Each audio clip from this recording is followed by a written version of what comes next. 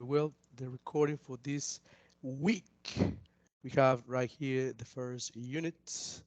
We are doing this again because we had a series of things related to my conditions. So I'm sorry about it. We're gonna continue working on this very fast. We're gonna finish this the best way as possible. This recording is not going to last a lot of time. It's going to be real quick.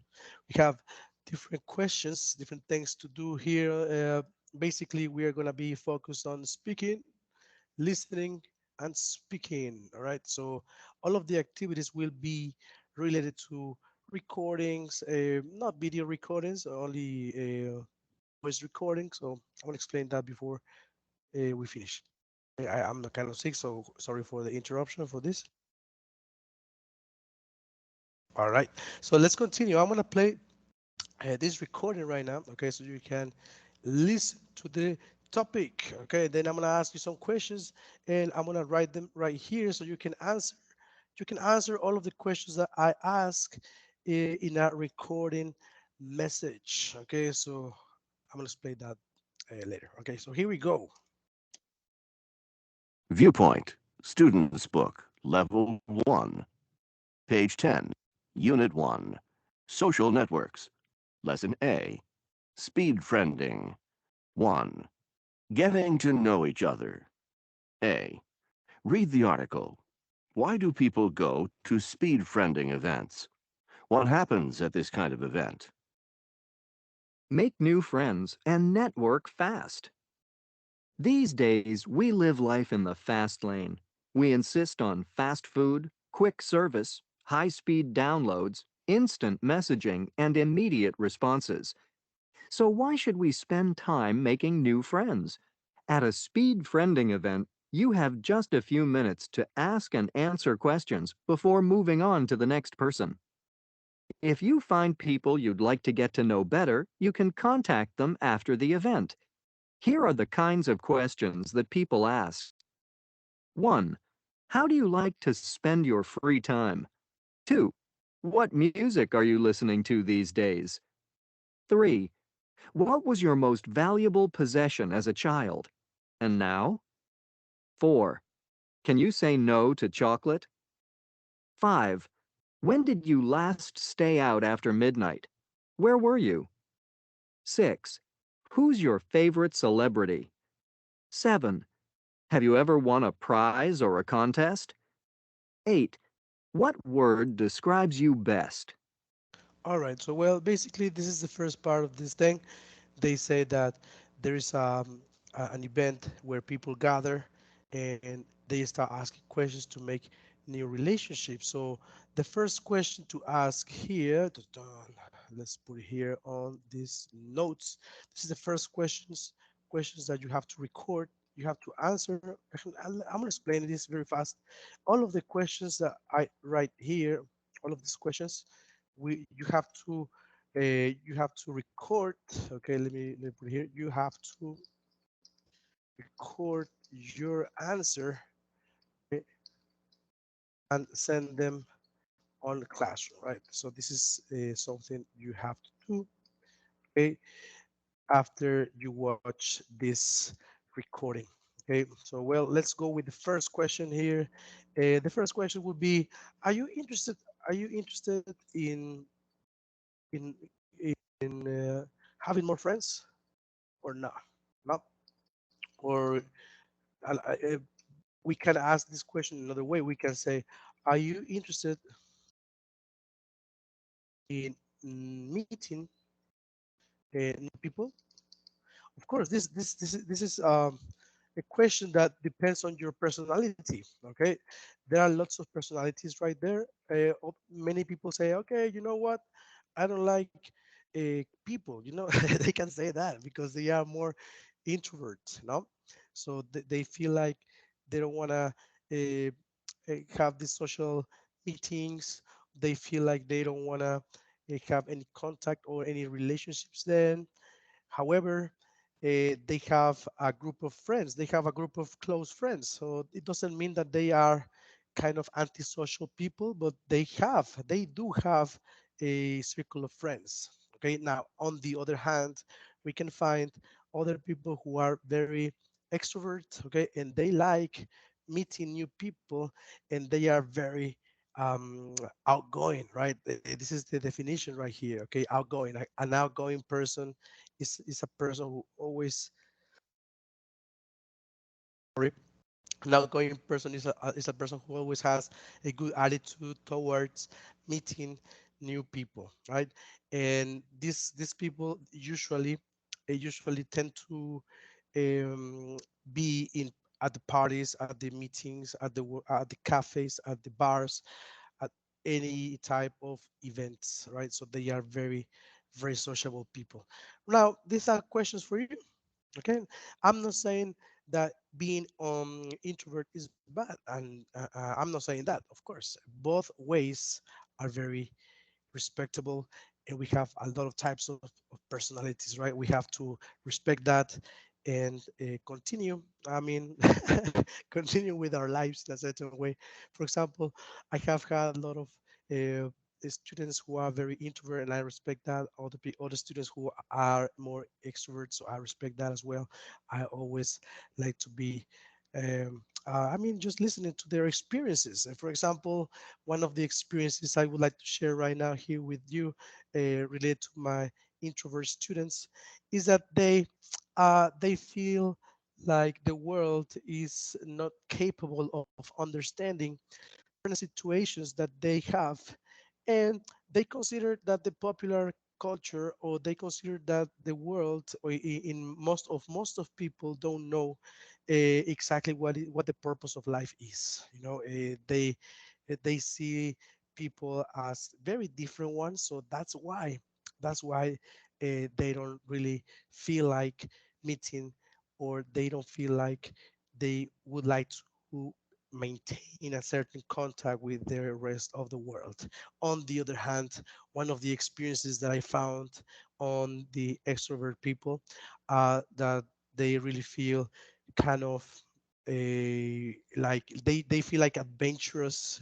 They feel like, oh, the world is so beautiful, I want to meet, or I want to have as many friends as I want, and I would like to keep in touch with all of them. I would like to travel. They are the kind of people that like to travel around the world, around Mexico, or any type of these things. Usually, these people have journals. Usually, they have posts or websites, blogs, all of that stuff. Now, on the other hand, with the introvert people, they have maybe a way of expressing themselves. They are more dedicated to music and arts, right? Not the type of music that we listen to in the streets. They have a specialized and very, how can I say, underground situation. Okay, most of them feel like they have, well, it's the truth, right? I can say that the world, in this case, every situation that we have on the internet, for example, these days, if you have the feedback on the, on yourself, on the feed, you see the news, all of that. So all of this is kind of trash, no? Trash information for our brains. So that's exactly what they say. That's exactly what these people say. The introvert people are people, in my case, I consider myself as partly introvert and partly extrovert in a certain way. According to the situation, I behave in a different way. So that's why I understand both sides.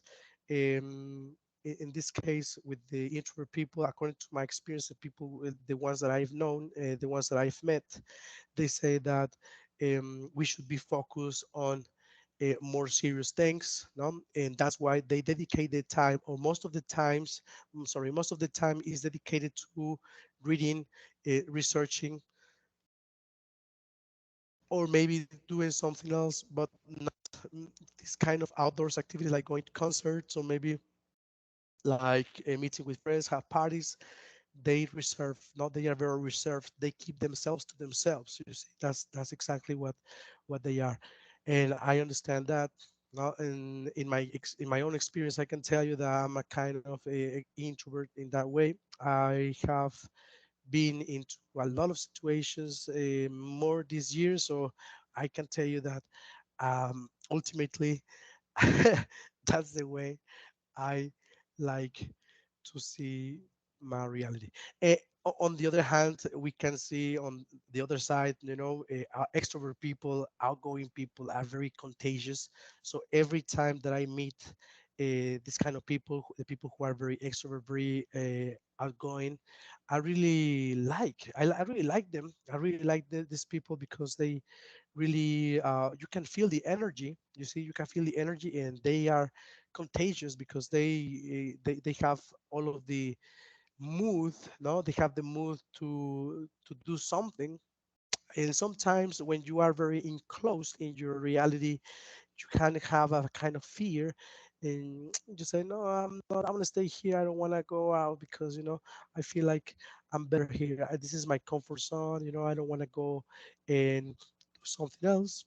No, so well, this is the situation right now, so that's why we have the first question, that is, are you interested in having more friends? Are you interested in meeting new people? What do you say?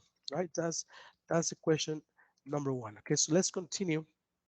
I'm going to show you here this vocabulary right there. Okay, you see, I'm gonna play this recording as well. You can listen to it. Here we go. Page 11. 2. Vocabulary in context. A. Listen. Tanya is describing people she met at a speed friending event. Who do you think she will get in touch with again? Who won't she contact? Say why. What can I say? Greg wasn't very talkative, and when he did talk, he seemed kind of narrow minded. I thought Kayla was kind of aggressive, a little too pushy for me. I bet she can be a pain at times. Victor sounded really, self confident, but in a nice way, not at all arrogant, and he was interested in my answers. Lauren was very intelligent, but she seemed kind of eccentric, a little weird but fun. Ricky seemed really sweet and thoughtful, but a little too sensitive, maybe. He got a little touchy about some of the questions. Emma was very open minded and relaxed about things, pretty laid back. And she had a good sense of humor. We laughed a lot. Well, what you basically are listening here, listening to here, is a description of different people. As you can see, you have these words in bold. This is the vocabulary for this first part. They are just adjectives to describe people's personalities, or people's, yeah, personalities, the way they are. You see, talkative, narrow-minded, okay, aggressive, pushy, a pain, self-confident, arrogant, intelligent, eccentric, weird, sweet, thoughtful, sensitive, touchy, open-minded, and relaxed and laid back. So, well, I'm gonna explain really, real fast the difference between these. They have the same meaning. Basically, for example, you see laid back and relaxed. They have the same meaning. However, let me tell you that the laid back word, it's more informal than relaxed. That's the only difference right here. Okay, now we have sweet and thoughtful, right? Sweet is a kind of a more informal than thoughtful. Thoughtful is more formal than sweet, but they are basically the same. Then you have sensitive and touchy. Touchy is kind of informal, and sensitive is more formal. You have eccentric and weird, okay, which eccentric is more formal and weird is informal. Okay, now on the other hand, we have here a pushy and aggressive. Aggressive is more formal, pushy is less formal, right? And well, that's the thing. Okay, we have narrow-minded versus open-minded. Okay, as you can see, we have a contrast of personalities. We have a contrast of people. We have different kinds of people. All of them are different, and well, it's a whole universe, right? So my second question right here is, what how do you consider yourself? We have very important questions right here. How do you consider yourself? No, yourself, to be like, okay, to be like, okay. For example, I want to give you one example from mine. Okay, I consider myself an introvert and extrovert person. Sometimes, depending on the situation, I behave in the way that I'm requested. Um, and I consider myself a person who is sometimes really forgetful. No, I sometimes forget things, and I also consider myself as considerate person, not so selfish sometimes, and I consider myself as a responsible person. However, sometimes the situations I kind of thought, and I don't, I feel like sometimes I am kind of lazy in a sense of way. Not very lazy, but according to the situation, sometimes I blame the situations, and I don't see that I have to learn. Well, I have learned these days. Ultimately, this year has been kind of different, so that's why I now learning. I'm learning to work a lot on that part of my personality to become more responsible. Of course, I'm responsible, but before I was responsible in the way that I blamed the situations. Now I know that the situations doesn't really have to care, and that the only purpose is that you have the choice. Everything depends on you, and it's your decision to do things right. And this is the things that I have recently learned. And well, I consider myself as well as a person who likes to listen to other people. I really like that. I really like to listen to other people, and I really enjoy the good company with a good talk, right? And I'm a relaxed person as well. I'm consider myself as a laid back person, and I really like to enjoy the the meetings as well. I mean, social meetings, social things. I'm kind of sociable, right, but at the same time I feel like I'm more in my own thing, so I keep myself to myself. Okay. And well, that's how I can describe myself. I really like to enjoy the books, right? Sometimes I mean, sometimes we don't have enough time, of course, to keep on reading. But I really like this kind of this theory of what is the name here? This topics. I really like all of those things, and well, that's the way I consider myself. So now is your turn. How do you consider yourself to be like? Okay, and the question number, well, the next question here, the question number three is, how how do you think, people see you? Okay, we have another important question. How do you think people see you? I guess, and I really think that people see me as well, I suppose that they can have a lot of good or positive thinking about me. However, let me tell you that sometimes they really can think a lot of good things about me, but maybe I disappoint them in a certain way. I really like to. I don't really like to boast about myself. I consider myself as a very humble person.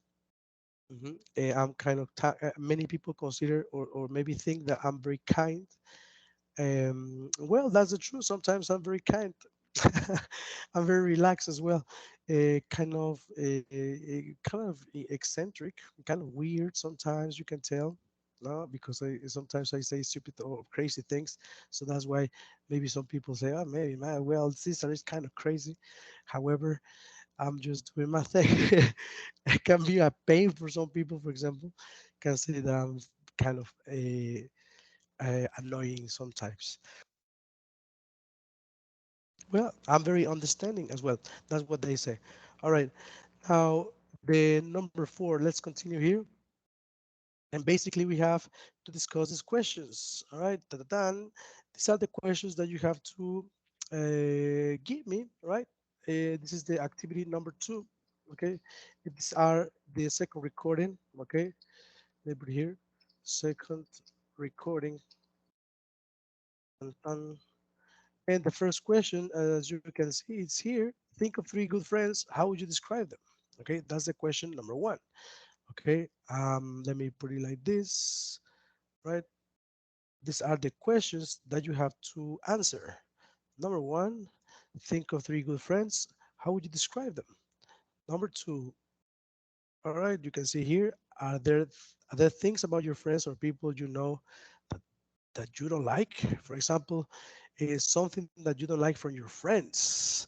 I have something to say here. For example, one of my friends are very mean. They are very.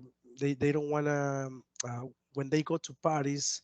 They don't want to spend money on the things. They don't bring any food. They don't bring any bottle of wine, any bottle of beer, nothing. So, but they are very fun. So that's why uh, you can say, well, at least you can bring tortillas, right? Something. I don't know. The number three says, how do you, how do friendships differ? Is it possible to be equally close to everyone? I tried. This is what put me into trouble. When I used to live there in the city of Querétaro, so I used to try to put all my friends together, and trying to be with them at the same time, but it was impossible. They have different attitudes, they have different personalities. So I have different friends from different personalities, but they are really, really, really different. So that's why they don't they can't stand being together. They can't stand being together. So I've tried to do that. Number four, it says, will all of your friends get along if they met one another? Of course not.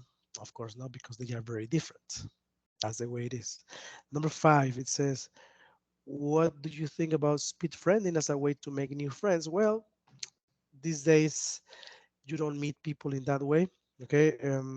It basically depends on each of us, right? For example, I can say that only at the work I might maybe in the gym or in a bar, or maybe here as in the neighborhood you can meet new people.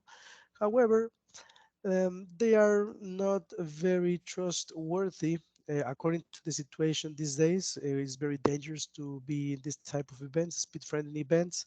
However, you can still meeting, but you can still meet new people if you go to a certain kind of event. I mean, basically, for example, school is the main place, the number one place where you can meet new people. If you go to a gym, if you go to maybe a bar, at a restaurant, whatever these stuffs, okay. And of course, there are some applications that are used by some people to meet friends. Now basically all of the social networking sites, okay, and Tinder. Many people use that application to meet other people. I have known of some experience of some of my students who used to use Tinder for uh, dating dating people. Basically, he was very kind of old. He was like 50 years old, and that's what I found here on the news, is that Tinder users are most of the times older people. But well, that's the way it is. Okay, you have to answer these questions, and that's it. Okay, this is the recording for today. Sorry, I'm sorry, and I'll see you the next class. Okay, take care, and thank you very much. I am